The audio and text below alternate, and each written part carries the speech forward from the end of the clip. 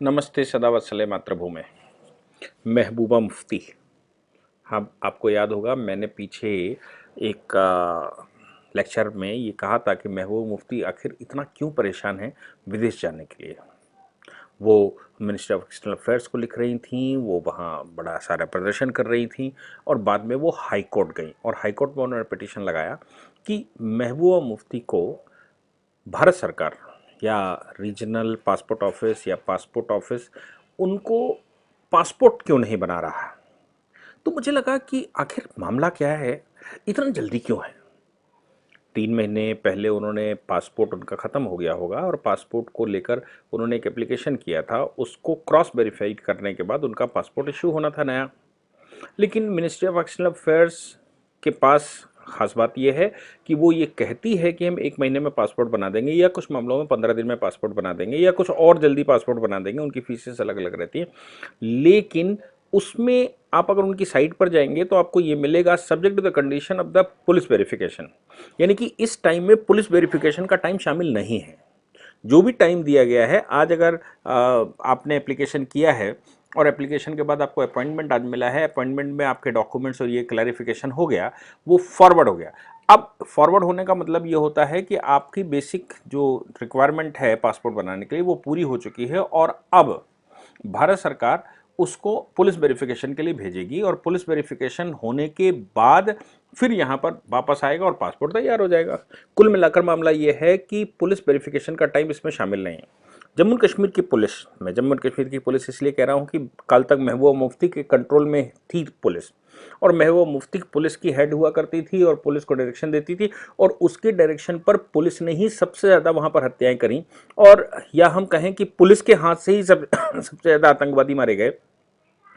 और पुलिस के द्वारा ही सबसे ज़्यादा सिविलियंस मारे गए। इसलिए जब 370 को डाइल्यूट किया जा रहा था अमित शाह जी के द्वारा,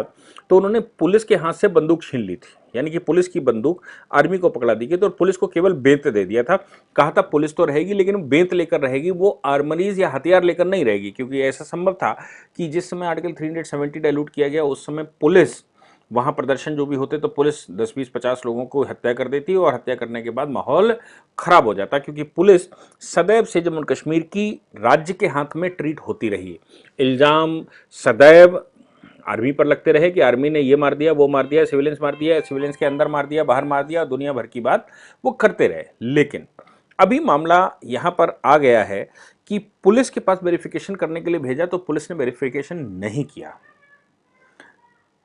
परेशान होकर वो चली गई हाई कोर्ट। तो मुझे लगा था कि या इसमें इसके दो कारण, या तो वो भारत सरकार से डर रही है और डरने की वजह से वो देश छोड़कर जाना चाहती है। दूसरा कारण यह है कि जो विदेशी फंडिंग या पाकिस्तान और उसके एलाइड ग्रुप्स जो भारत में फंडिंग करते थे और उनको जो गाइड करते थे, वो चूंकि कम्युनिकेशन पूरा ब्रेक हो गया है, इसलिए वहाँ जाकर बाहर से वो मूवमेंट चलाएगी। और जम्मू कश्मीर चूंकि सेपरेटिस्ट ग्रुप तो उसके पिता और परिवार से शुरू से ही रहा है, तो वो ऐसा ना हो कि वहाँ से गलत तरीके से मूवमेंट चलाए। इसलिए जब पुलिस वेरिफिकेशन का नंबर आया तो पुलिस वेरिफिकेशन की जब एप्लीकेशन गई तो उस एप्लीकेशन में भारत सरकार की तरफ से जो गई उसमें क्रिमिनल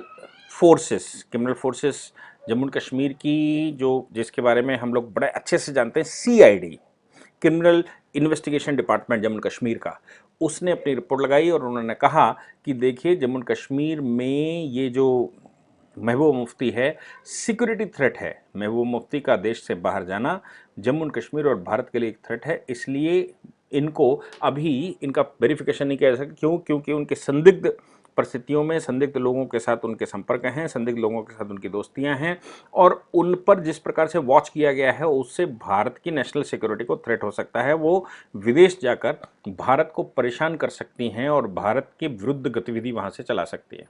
या विदेशी ग्रुपों को वहाँ ट्रेंड करके भारत में कुछ इन्फिल्ट्रेशन कैसे हो और भारत को गलत तरीके से कैसे जो जो सब कुछ नरेंद्र मोदी सरकार के समय पर सब फिनिश हो गया, और जिस प्रकार से सब कुछ समाप्त किया गया है, जिस प्रकार से जम्मू एंड कश्मीर को मेन स्ट्रीम में लाया गया, जिस प्रकार से आपने देखा होगा कि जम्मू एंड कश्मीर के अंदर, जम्मू एंड कश्मीर के अंदर का मतलब है डल लेक के ऊपर जो झंडा लगा हुआ था, वो झंडा लगाकर पाकिस्तान डे पर वहाँ के जो लोकल रिप्रेजेंटेटिव है उन्होंने पाकिस्तान को एक मैसेज दिया, और मैसेज देने के बाद उन्होंने कहा कि देखिए, हम पाकिस्तान को हिदायत देना चाहते हैं कि हिंदुस्तान के प्रति न देखें। यानी कि जम्मू कश्मीर में डीडीसी चुनाव के बाद, जम्मू कश्मीर में आर्टिकल 370 के डायल्यूशन के बाद, जम्मू कश्मीर में आर्टिकल 35 कैपिटल ए के समाप्त होने के बाद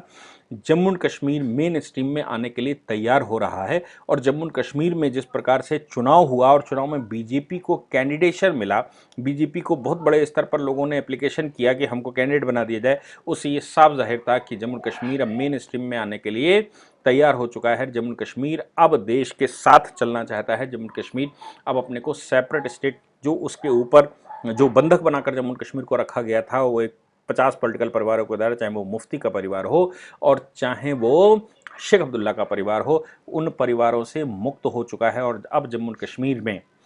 एक विशेष प्रकार की बयार चल दी है, एक विशेष प्रकार का रास्ता चल दिया है, एक विशेष प्रकार चल दिया है। इसलिए इस पूरे के पूरे प्रकरण में जिस प्रकार जम्मू एंड कश्मीर ने अपना रुख दिखाया है, उससे साफ जाहिर होता है कि अब महबूबा मुफ्ती और फारूक अब्दुल्ला परिवार की राजनीति चलने वाली नहीं है। हालांकि इससे पहले एक गलती भारत सरकार करती रही है कि जब भी फारूक अब्दुल्ला परिवार ने या इन्होंने गड़बड़ किया है, तो फारूक अब्दुल्ला परिवार की सरकार गिरने के बाद और वहाँ प्रेसिडेंट रूल लगने के बाद इनको इंग्लैंड जाने की अनुमति दे दी गई। फारूक अब्दुल्ला और अब्दुल्ला परिवार के बारे में मैं आपको बता दूं कि जैसे ही जम्मू कश्मीर में कुछ इन्होंने उल्टा सीधा किया और इनके ऊपर लगा कि हमारे ऊपर आंच आ सकती है, तो ये इंग्लैंड जाकर बस गए और वहां से इन्होंने गलत बयार जम्मू कश्मीर में चलानी शुरू की, जम्मू कश्मीर को गलत तरीके से बहकाना शुरू किया, जम्मू कश्मीर को दूसरे रास्ते पर ले जाना शुरू किया। और जैसे ही जम्मू कश्मीर को दूसरे रास्ते पर ले जाना शुरू किया, तो वो समस्याएं खड़ी हो गई। और उस समय की भारत सरकार बार बार इनको लेकर आ रही थी और आकर इनको जम्मू कश्मीर में चुनाव लड़वा रही थी। नतीजा हर बार वही होता था। इस बार की भारत सरकार मुझे लगता है कि इस मूड में बैठी है कि हम इनको भारत से बाहर ही नहीं जाने देंगे, और जब तक जम्मू कश्मीर को मेन स्ट्रीम में न ले आया जाए, तब तक इन लोगों का जम्मू कश्मीर से बाहर जाना ठीक नहीं है। अगर ये जम्मू कश्मीर से बाहर जाएंगे तो ये वही करेंगे जो शेख अब्दुल्ला का परिवार, फारूक अब्दुल्ला वगैरह करते रहे, और हर बार जम्मू कश्मीर नॉर्मल सी स्टेट पर आने के लिए चलने के बावजूद हर बार वहाँ समस्याएं होती ही रहीं और जम्मू कश्मीर बड़े परेशान रहा। तो महबूबा मुफ्ती के पासपोर्ट के विषय में जम्मू कश्मीर की सीआईडी ने जो रिजेक्शन किया, मुझे लगता है वो काबिल तारीफ है। और हाई कोर्ट में जब एप्लीकेशन गई, तो हाई कोर्ट भी अब जम्मू कश्मीर को मेन स्ट्रीम में लाने के मूड में है। हाई कोर्ट के मुस्लिम जज ने ये कहा कि देखिए, मेरे पास लिमिटेड राइट हैं, इसलिए आपकी जो एप्लीकेशन रिजेक्ट हुई है, सीआईडी ने जो रिपोर्ट लगाई है, उसके आगे मैं मजबूर हूँ। लॉ एंड ऑर्डर का मामला है, देश की सिक्योरिटी का मामला है, जम्मू कश्मीर की सिक्योरिटी का मामला है, और जम्मू कश्मीर और देश की सिक्योरिटी का मामला जहाँ पर रहता है, वहाँ पर हम इंटरवीन नहीं कर सकते। और महबूबा मुफ्ती को वो नहीं कह सकते कि वो सरकार वहाँ बनाएं, या वो उनको पासपोर्ट मिले और वो वहाँ से जाएं, और जाने के बाद पुनः भारत जम्मू कश्मीर को डिस्टर्ब करें, भारत को डिस्टर्ब करें। ऐसा जम्मू कश्मीर हाई कोर्ट ने सीधा तो नहीं कहा, लेकिन जम्मू कश्मीर हाई कोर्ट सरकार के आगे नहीं भिड़ना चाहता। जम्मू कश्मीर हाई कोर्ट ने 2 शब्दों में महबूबा को मना किया, और भारत सरकार के द्वारा लिए गए एक्शन, जिस पर पासपोर्ट डिनाई किया गया है, जम्मू कश्मीर सीआईडी के द्वारा दी गई रिपोर्ट जिसमें वो नेशनल थ्रेट बताया गया है, उन दोनों को ही उन दोनों को ही स्वीकार करते हुए, उनको अप्रिशिएट करते हुए महबूबा मुफ्ती की पिटीशन को डिसमिस किया। Thank you very much.